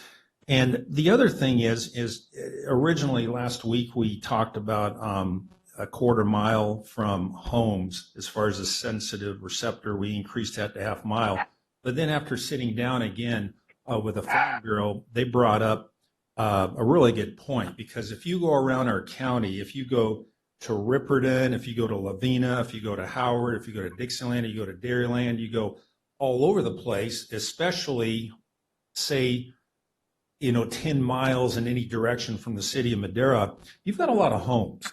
And if you have them a 1/2 mile, it has to be a 1/2 mile apart from a home, it really disqualifies huge amounts of acres that would even be possible or have the potential for cultivation of hemp. So I would support moving back to that 1/4 mile for homes. Now, it's still going to create issues because, again, we've got I guess density is all relative. But it's still going to create issues, but it would open up a few more parcels for the cultivation. So I would support those changes. Okay. Dave? Yes. Yeah, I agree with that. We talked about it last time too, the same thing, that the 50 and 80, it really bugged me, the 50 acres. The idea of putting 80 acres, which I agree with too, by the time you take off the 50 feet setback, you're knocking, way back anyway from the it won't be 50 acres, but it could be, around 70 acres, something like that. So with the setbacks and I don't think that's going to make or break anybody, and I don't think that's going to make or break any smell or anything else. And so I agree 100% with that, Rob. I didn't know if I should bring it up today or not. I'm glad you did. And the quarter mile from homes, I was just trying to make it kind of everything the same, in the ordinance. But quarter mile, I got to thinking about the same thing when I read it last night. I think, God dang, a half mile is stupid. I mean, just a half mile from my house right here to is halfway to the town of Awanee, and so anywhere between that and there, they couldn't do it there. And they want to put a 40-acre plot of hemp in the Awanee meadow area, which would, I guess, with half mile they couldn't do it because it's in between that. So they couldn't do it. So a quarter mile, I don't think is going to hurt anything on that on residents, schools, and all that kind of stuff. I don't believe churches should be in there, but I agree to go ahead and put churches in there. But the schools and churches and stuff like that, I'm fine with the half mile. But I think that's two of the places that we should change 50 acres to 80 acres and change the residents setback quarter mile instead of a half mile. Hey, any other comments from the board? We have no. Okay, I move to approve item 7D with those changing 50 acres to 80 acres and residents from a half mile to a quarter mile. The motion is made. Is there any discussion or any comments from the public on this again? I'm going to open that up again. If not, I'm going to go to County Council, who's punched in for comment. Go ahead, County Council. Chair and members of the board, any change to the allowed grow acreage and or the setback area would likely call for a second introduction of the ordinance. Okay. I was just going to suggest that that's probably the case. And if that's the motion, if it's approved, then we would stick it on consent at the next meeting, which would be June 2nd for consideration of final adoption. Okay. I'm okay with that. Okay, motion is made. I'll second it. Motion made and seconded. Let's vote. Call for the vote. Supervisor Wheeler? Yes. Supervisor Poitras? Yes. Supervisor Rodriguez? Oh. Supervisor Frazier? Yes. Supervisor Rogers? No. Vote passes 3-2. Okay, thank you. Thank you. So that I'll get that on the agenda for next meeting, which would be in June. Right, with the edited changes to the version. Correct. Thank you, Council. Next item. You may not want to put based on that vote, you may not want to put it on the consent calendar, I would imagine. No, it'll be on the, it won't be on the consent calendar. It'll be on general. Yeah. Thank you, sir. People might want to comment. Right, that's a best practice. Yeah, no, it will be on the open calendar, believe me. Thank you. Thank you, Brett. 7E, Auditor Controller Department, Property Tax Administration. 1, presentation regarding the property tax administration costs for 2019-2020. And 2, hearing to consider adoption of a resolution approving the property tax administration cost and fees for fiscal year 2019 to 2020, and to set the public hearing for June 2nd, 2020 at 10:30. Morning, sir. Good morning, Mr. Chairman and supervisors. Jim Boyajian, Assistant Auditor Controller, retired. Catherine Nainoa prepared this item, but she has a pending grandbaby on its way, so she's not in the office today. I'm filling in for her. So we are presenting again. This is an annual property tax admin fee, which allows the county to recover a portion of the costs of assessing property values, apportioning property taxes, and collection, which is the property tax function. And we present for your information, the board's information today, the plan, and that specify that of the $3.8 million that the property tax function cost the county in 18-19, we will be able to recover $564,000 only. That's the law, because we cannot charge certain agencies schools, that is. Right. Then if the board approves today, there will be a public hearing scheduled 2 weeks. June 2nd. Right. 10:30 a.m. At which the agencies which are going to be charged have an opportunity to hear and present their own views on the plan if they so choose. So we're asking for the board to Move to approve. A motion is made. Is there any, is there a second? I'll hear a second. Second. Okay, motion made and second. Any questions or comments from the public? Any from the board? Hearing none, let's vote. Call for the vote. Supervisor Frazier? Yes. Supervisor Wheeler? Yes. Supervisor Poitras? Yes. Supervisor Rodriguez? Yes. Supervisor Rogers? Yes. Vote passes 5-0. Thank you. Thank you, Jim. Thank you. 7F, Board of Supervisors Department, District Number 5, discussion and consideration of approval to support Yosemite Sequoia Resource Conservation and Development Council's Title III Firewise Coordination Program proposal. They plan to establish and coordinate Firewise communities in Eastern Madera County. We also have a participant on WebEx for this item. Okay. Yeah, so everybody knows what's going on. We've had this. We used to hire a guy, Roger. Maybe I guess I can say he was a retired CAL FIRE guy, and he headed this to doing this for I don't know 3 or 4 or 5 years. I'm not sure how many years it was. And Darren's got most of the history.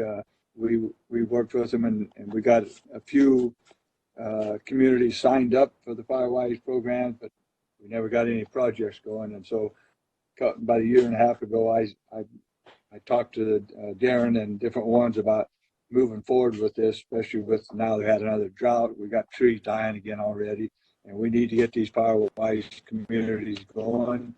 And so we talked to the Simsquag RCND, and they're willing to take it by the bull, by the horns, to get these people signed up. It's a federal deal. And we got Robert here, Hopkins, who can talk about it also. But we got to get these going, and that way we can get some of these projects, get some of these smaller communities up here firewised, and then do some projects of getting the brush and the dead trees out. And we've got $400,000 or $500,000 that we get for the Title III dollars for that. The sheriff uses some of this money each year for different things. It can only be used for forest-related items, projects, or anything else. It can't be used for anything else. And we finally got a group that will take this, and hopefully we'll get some projects going. Okay. Any more discussion on this item? If you got any questions from Robert, he's on the WebEx, so he can talk to us. Okay, any questions from the public? We have none. I'll hear a motion. Motion to approve. Move to approve. Is there a second? Second. Motion been made and second. Let's vote. Call for the vote. Supervisor Rodriguez? Yes. Supervisor Poitras? Yes. Supervisor Wheeler? Yes. Supervisor Frazier? Supervisor Frazier, Supervisor Frazier? Trying to unmute. Yes. Yeah, there we go. And Supervisor Rogers? Yes. Vote passes 5-0. I was losing battery. I had to plug in my battery. No worries. No worries. Thank you guys very much. And Robert, now you can go to work and start getting some of this stuff done. All right. Thank you, everyone. Thank you, Tom. Thank you. Robert. Next item. 7G, Community and Economic Development Department, Planning Division, Public Finance Authority for the Riverwalk, EIFD. Discussion and consideration to adopt a resolution of the County of Madera declaring its intention to establish the Riverwalk Enhanced Infrastructure Financing District. And 2, discussion and consideration to adopt a resolution of the County of Madera establishing a public finance authority for the proposed Riverwalk Enhanced Infrastructure Financing District. Good morning, Mr. Chairman, Morning. members of the board. Jamie Bax with Community and Economic Development Planning Division. So before you is the creation and establishment of a public financing authority for the Riverwalk area, directly adjacent to the Riverstone EIFD that was established just a couple years back. So this is the first step in the process to establish that district and to form the PFA. After this meeting, if the board chooses to adopt or approve these resolutions, there will be a series of hearings and meetings moving forward under the Public Financing Authority.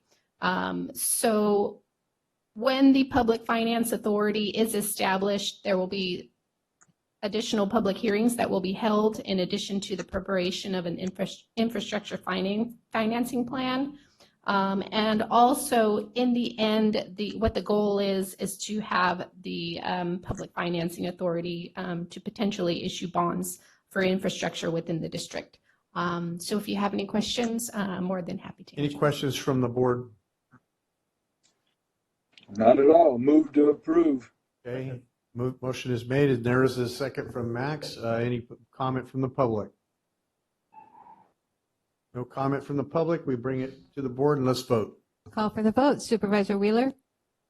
Yes. Supervisor Rodriguez? Yes. Supervisor Frazier? Yes. Supervisor Poitras? Yes. Supervisor Rogers? Yes. Vote passes 5-0. Next items. 7H, Board of Directors, Flood Control and Water Conservation Agency, presentation and update of Madera County Flood Control and Water Conservation Agency.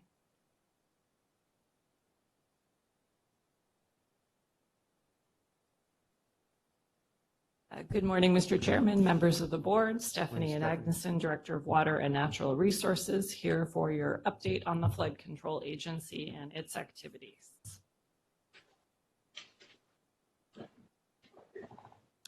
So this is a relatively short presentation. I know we're nearing lunch, but we'll give you a little background, talk about progress, then we'll talk through some options, and I'll review that. And then we'll talk about other considerations, including a farmer maintenance program or ways of integrating flood with SGMA, the Sustainable Groundwater Management Act. And then we'll end with some recommendations. So this is a map that you've seen before, I think, but I wanted to point out some of the key features of our flood control agency. The green highlighted areas that are adjacent to the bypass, those are project facilities. That means they're in the state plan of flood control, and they have a higher regulatory rule than the rest of the system. But this flood control agency is actually responsible for all the waterways in the county up to those reservoirs that you see. In addition to those responsibilities, we are responsible for permits like the 1602 permit for clearing our streams, as well as stormwater permits called the MS4 and the NPDES permits. And then we have grant management for 7 grants currently. So the problem, briefly, is that these project facilities, the ones that were green and highlighted on the last slide, were authorized by Congress and are part of the state plan of flood control. The county is obligated to provide operations and maintenance support. Those regulations are increasingly strict, and there's no O&M funding. There's no sustainable funding for the required services. As I mentioned, we have applied and received for 7 grants currently, so we are greatly taking advantage of state resources. Those are all from the Department of Water Resources for the state. But what has happened is because of the O&M funding that we don't have, we have 12 years of unacceptable inspection reports and have lost eligibility for what's called PL 8499. This means that there's no federal funding assistance or repairs if the levees fail, and also no flood fighting people to physically come and help you fix your problem. So in 2014, we received a letter from the Central Valley Flood Protection Board that basically says, you have all of these unacceptable ratings, what are you going to do? And our options are not great, but I will review them. So there's a 218 election option, which they list. We could develop a letter of intent for getting back in the PL 8499 program. We could get someone else to do it, which would be great, but obviously we'd have to pay them. We could get grants, which we've been very successful with. 7 is a lot of grants for an agency with no staff to manage. We could request the state to form a state maintenance area, and that would mean the state would be responsible for just those little sections in green. Or we could seek to get out of the state plan of flood control. So I'll review kind of what those look like as options. As we move ahead, I did include in your packet our recent report cards. These are twice yearly report cards from the Department of Water Resources. So there is some good news on this front. You'll see a lot of vegetation here. And on the land side and the crown, that's the top of the levee, we currently do have a grant for $483,000 to do a lot of mowing and vegetation removal. And because it's on the land side, we can do that without a 1602 permit. So Public Works currently has a road crew that is out there mowing using the green climber and the excavator, all the stuff that we bought last year with the same grant to do the maintenance. These are rodent holes. We talked, I think last time, on an update on the ground squirrels and their love of the levees. Oh boy. Yes. They can really destroy. They destroy everything. And obviously there's a lot of food and habitat there. And then we have other issues like encroachment. So those are our big challenges. There's encroachment issues where people stick pipes through the levee or they leave piles of dead trees. There's rodent issues, there's vegetation issues, and then there's the trickiest one, which is the sediment in the actual channel. And trickiest because that does require the 1602 permit. We do have one currently for sections of the Ash and Brenda Slough, and we've had a bunch of farmers doing some removal with the permit, under our permit, and Chowchilla Water District as well. So in terms of progress, last year we hired Larson Wurzel, and we presented you a draft methodology in July and August. The direction from you was go out and get more feedback from the public on this issue. So we did form a working group that met at the Farm Bureau in the fall twice. That was both farmers, the cities of Chowchilla and Madera, irrigation districts, local ranchers, and we kind of talked through these issues. I've also gone to Sacramento a couple of times to raise this issue up to the Department of Water Resources and the Army Corps and the Central Valley Flood Protection Board. So they hear that we are trying to fix the problem, but that there are some significant hurdles in our way. Yeah, and they're one of them. Well, the highlight was speaking to the coordination committee, which is a group in Sacramento of DWR, Army Corps, and Central Valley Flood Protection Board, and where they kind of talk through critical issues in flood. And what we were able to highlight for them is that the funding for levee O&M is in direct competition with what farmers perceive as SGMA needs. So SGMA is going to cost money at some level for everybody. The least amount of money will be for those who are in an irrigation district. The most amount of money will be for those who are in the wide area and have no surface supply, but we have this pending kind of financial cloud looming that is competing with flood. So there's no integration of flood and SGMA. We also invited the Department of Water Resources down twice to tour and talk with our farmers so that they could hear from the farmers themselves that this was not something they were willing to pay for. So let me run through our options. We have 3. So option A is where we began with the consultants from Larson Wurzel, which is go through a 218 process. But what we heard during outreach is that people were not interested in paying, and I'm using nicer language than we heard.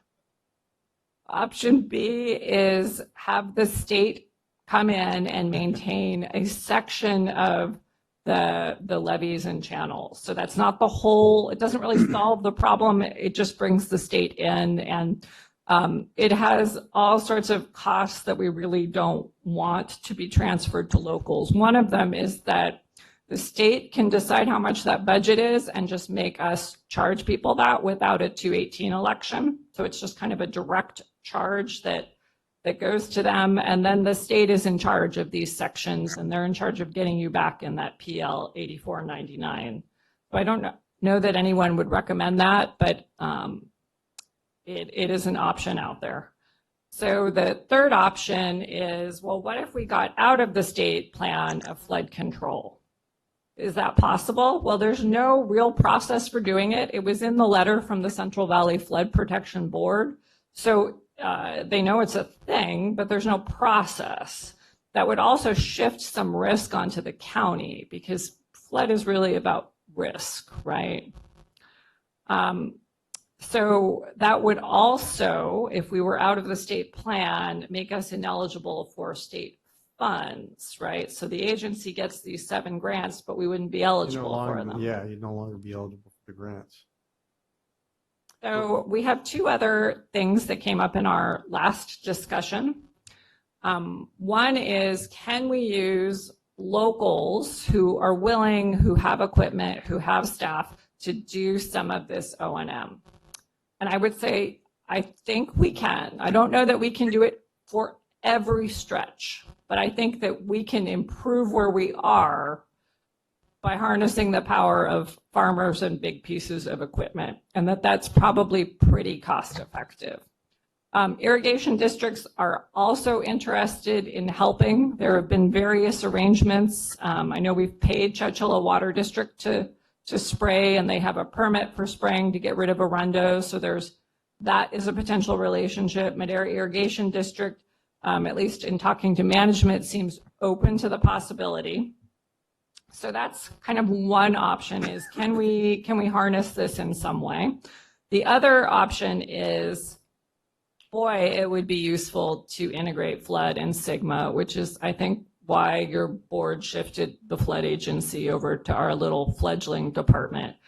The path to sustainability is full of floodwaters, but unfortunately at the state level, flood is a completely separate group of people than Sigma.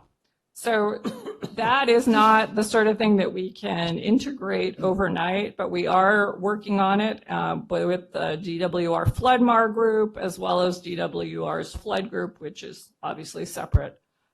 So let me go to the recommendations. So we were hoping for a cost memo that would look at what the state maintenance agency would cost. So at least we would have that out there to say, okay, listen, this is why you want it controlled locally, because if the state comes in, it's whatever, 3 times as much.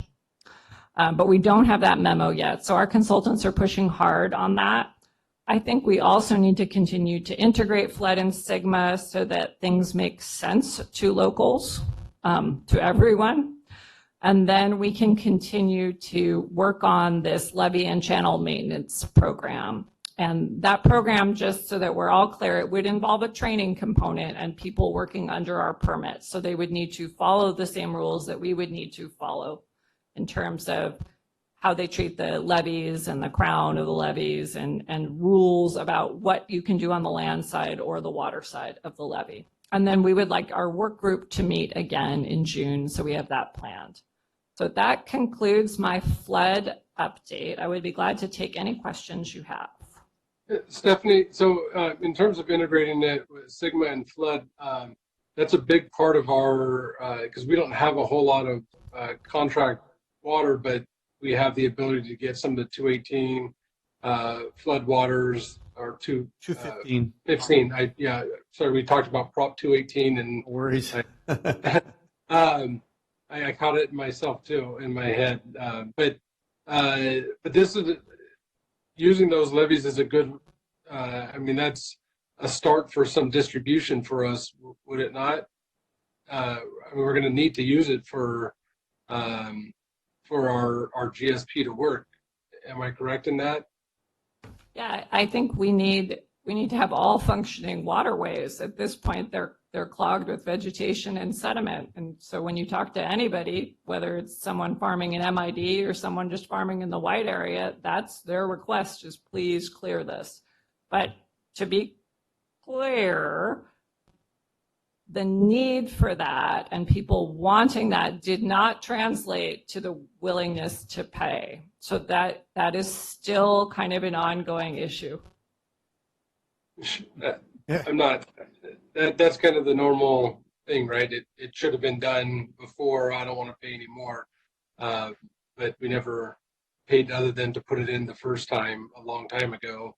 There really hasn't been that much. There hasn't been any money to do any operations and maintenance on it other than a grant here and there. And that's not a good business practice to get into, that you're just relying on one-time money for ongoing issues. So I think if it gets tied all in and it gets showed as part of the overall plan and how it benefits and helps us to get to that balanced level so that everyone can farm, I think it might be easier to stomach than I think right now they're expecting it not only to just come flood and then we go back out and say, okay, now you need to put in money for Sigma.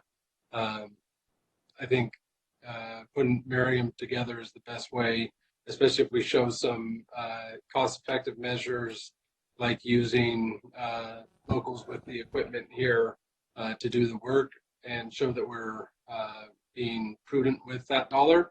I think will make it a lot easier to pass. I think that having the dollars from grant funds is great, but the path to getting this done was always the private path. It was always the farmers. It was always their work that they were willing to do on those sloughs for years and years, but they're being penalized and ticketed and stopped and prevented by the fish and wildlife. And I think one of the avenues we need to take with this is not only with our lobbyists, our local representatives, but if we can find one person on a state level that can understand, look, we're not trying to build a dam here. We're not trying to destroy something that was intended for a natural purpose. This is a flood control channel, and all we want it to be is a flood control channel and be operative and useful to capacity, which the capacity of those channels are a third of what they used to be. And it's because of the sediment buildup and the arundo and the trees that there are rules against cutting down now inside those channels. This was never meant to be a habitat for critters, but it is that. Naturally, it is that. But it isn't going to hurt those critters to make those areas into flood control channels. They're going to be unaffected by the change because that's what they always were. So yeah, somehow it was man-made to begin with. Yes. And those critters came to it because it was at that point they weren't there before, so it's not going to, I don't think, harm them. But that's my right.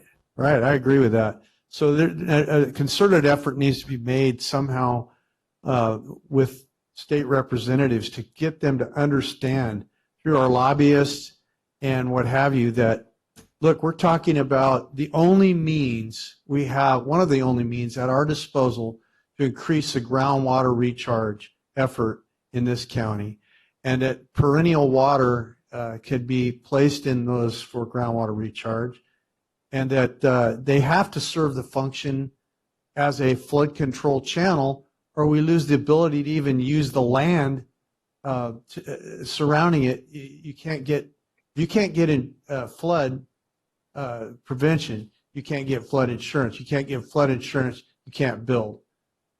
Something happens to those houses in those flood control areas. Insurance is hard enough to get in the mountains. Imagine trying to get it, on a flood control channel now. It'll be impossible. So something has to happen on the state level. So what do we need to do, Stephanie? Mr. Chairman, I'm sorry, Go ahead, Bob. I'm Supervisor Wheeler today. Yeah. I'd just like to say I support the recommendations and would love to participate on several different levels. Thank you. Short and sweet. Yeah, I think you're the guy to help with that too. We can loop you into our working group if you would like. Thank you. Yeah. I've got about a half a mile of dry creek that, not sure if there's still a channel there anymore, so. Yeah, Rob is not only intimate with farming, he's every day intimate with it, right? And, you know, I think his knowledge of water is quite good, quite high. So, yeah, we need to convince our state level officials. Good grief, come on. Do we need direction, Stephanie, on which way to go, or? I think if you're okay with those recommendations, I can move ahead. Yeah. Yeah. Thumbs up? Thumbs up, you want a motion? Thumbs up is good enough. We're good. Oh, Good. We got them. We got the ones that matter. Oh, look at that. I was stuck on Tom and there. Okay, thank you. Thank you very much. Good deal. All right, we got it. We got all five. So you have our support. Thank you. Yeah, go to the next item. No what? 5, Board of Directors, Groundwater Sustainability Agency, Water and Natural Resources Department, status update of Madera County Groundwater Sustainability Agencies. Okay. Good afternoon, Stephanie and Agneson, Director of Water and Natural Resources. This is a quick verbal update on the GSA activities. First, I do want you to know that we heard your request to talk through. It's all right. I'm going to just ignore it. I'll try. We heard your request to look at different options with the well ordinance, and we are currently working on that. So that is in the works. We've met 3 or 4 times internally, and when we have something that's good and ready, we will present, hopefully shortly. Great. So in terms of GSA activities, our annual reports were due April 1st. We turned them in for all 3 subbasins where the county has a GSA. We held a water market strategy workshop online on April 30th from 3 to 5. That had some technical issues like we've all had with Zoom meetings or whatever, but we did make it through that. We had 105 people listening in. So really a lot more attendance than we expected. Yeah. That's a lot. The comment period in the Chowchilla Subbasin for the Chowchilla GSP closed on Friday.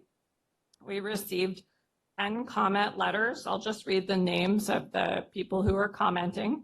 The Delta Mendota Coordination Committee, the Bureau of Reclamation, San Joaquin River, the American Rivers, the Nature Conservancy twice, plus a group of NGOs, Kristen Dobbin, who is a UC Davis student, the Central Valley Flood Protection Board, the DWR Flood Branch, and NOAA and National Marine Fisheries. So 10 is a decent number of responses. Some of those were people who weren't actively engaged as we were developing the plan, so it is nice to hear from them. I will point out that comment letters are one of those things where it's as notable who you don't hear from. So please note that these are all agencies outside Madera County who are commenting. We're not hearing from locals about unhappiness, dissatisfaction, or feeling disengaged in the process. Good. Yeah, I was very happy to see that. And then Yeah, in our COVID-19 time, we have done a ton of RFPs that will enable us to start with contracts in July. That includes engineering support, the Strategic Agricultural Land Conservation Grant contract, recharge studies, measurement technology, and rate studies to have a rate consultant on board to work with me and Deputy County Counsel Mike Linden to come up with some rates for the GSAs. So that concludes my update for county GSAs. I'd be glad to take your questions. Any questions from the public on either of the items that have just been presented? I just have a question in regards to the our rogue ESA and Yes. where we might be on that. That was mine too. Mike Linden and I are going to attend a mediation on June 12th. And to my knowledge, all parties have agreed. Yes? Yes. So we have not heard from the state board or DWR regarding this in a couple months since we let them know that we were able to get into the mediator schedule for June. Okay, that's So they agreed to mediation. Yes. Okay. That's interesting. Okay. Thank you for that. Too bad they couldn't just get it worked out with us in the first place. Some people have to go the litigation route all the time. Not good. Anyway, thank you for the good report and continue the great work you do. And thank you for your support. I continue to get high marks from the public on you. Thank and you. that's just amazing. Thank you. Thank you. Means a lot to us as supervisors. You must know that. All right. Thank you. Any pending legislation? Chair? One? Thank you. Oh, yes. Thank you. My own letter. Go ahead. Did supervisors get that letter? Yes, the supervisors were provided the letter on the dais beginning this morning. And it's a letter asking for support for the reopening of both the Hensley Lake and Eastman Lake for recreational and exercise purposes. Yeah, and they did. I did have a conversation with the rangers there, and they're very excited that we think that's important. They like the idea. So, what I need is a motion from the board to approve that letter. So moved. Motion is made. Second. Motion made and second. Any discussion from the public? If not, let's vote. Call for the vote. Supervisor Poitras? Yes. Supervisor Frazier? Yes. Supervisor Wheeler? Yes. Supervisor Rodriguez? Supervisor Rogers? Yes. Vote passes 5-0. Thank you, and thank you, Danielle and Rhonda, for crafting that letter. Appreciate it so much. Okay, we still have supervisor and staff reports. Any supervisor staff reports? None? Nothing. Nothing from me. Just Go ahead. I do. Go ahead, Brett. Just wanted to let everyone know we will be having, or I'll be having my coffee and conversation via Zoom tomorrow, other than meeting in person, but there will be a Zoom meeting for District 1. Very good. Thank you. Tom? Yeah, I just, yesterday I was on a Zoom meeting with Yosemite National Park, the new district superintendent up there, Cecilia Mulholland, and they're trying to get it all ready to open up June the 1st. And it'll be just partially opened. It won't be all opened up. I should make sure that's clear so people don't know and hear that. But they're going to only allow 1,700 vehicles in. They average about 3,400 a day. They're only going to let 1,700 in for the whole park. Buses, Yards bus, and private little buses like Deanne Smith up here in Oakhurst. She's got about 6 or 7 of those little buses. They'll let them go in anyway. But you got to register, pre-register before you go in. You got to get a pass. And if you happen to have one of those lifetime passes like I do, you can pre-register and use that, and it don't cost you anything. You still get in free. And so they're going to try that. There'll be some facilities open, not very many. They're going to do a couple of the campgrounds, overnight camping. We're hoping to have them open too by then, just a couple of them, not all of them. Still by reservation. They're all reservations. Yeah. Everyone will be reservations. And then I talked to Denise Tomey for the Forest Service, and they're going to try to get the picnic areas and the parking areas around Bass Lake open also by the 1st, June the 1st, and so that they will be open for that weekend, hopefully. But there's no camping. There will be no camping at all at Bass Lake yet. So. Wow. Okay. Well, let's hope all that's just temporary, right? Yeah. Yeah. It's a mess up here. Thank Jay Barney and I want to thank Jay Varney and Tyson Pogue, the undersheriff. They drove up after we had a long discussion a couple of weeks ago about how bad it was. They drove up and looked at it themselves, and then they ordered out of their budget dumpsters and porta potties to place up there, and so it's helped. It's still a mess because these stupid ass people that come up don't know how to pack it in and pack it out. They like to throw their garbage on their property too. Terrible, terrible. I have no respect for that at all when people do that. Nope. Thank you, Tom. Thank you for that report. Anything from CAO, the county council? No report, Chairman. Clerk? No. Okay, we will retire to closed session to finish our closed session, and then we'll come back and report out.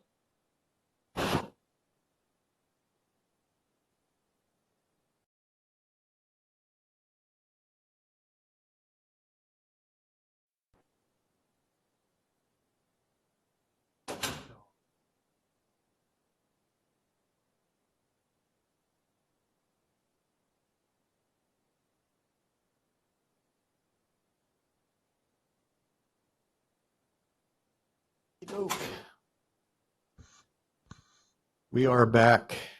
And County Council, are there any reportable actions out of closed session? Chairman, there are no reportable actions from your closed sessions today. Okay. With that, we'll adjourn. Okay. We're adjourned.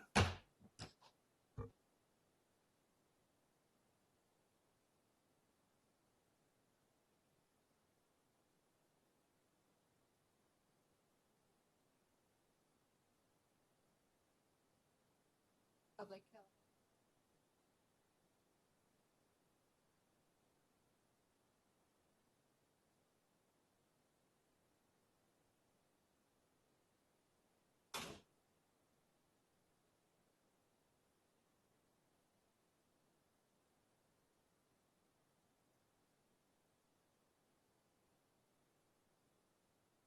Same here.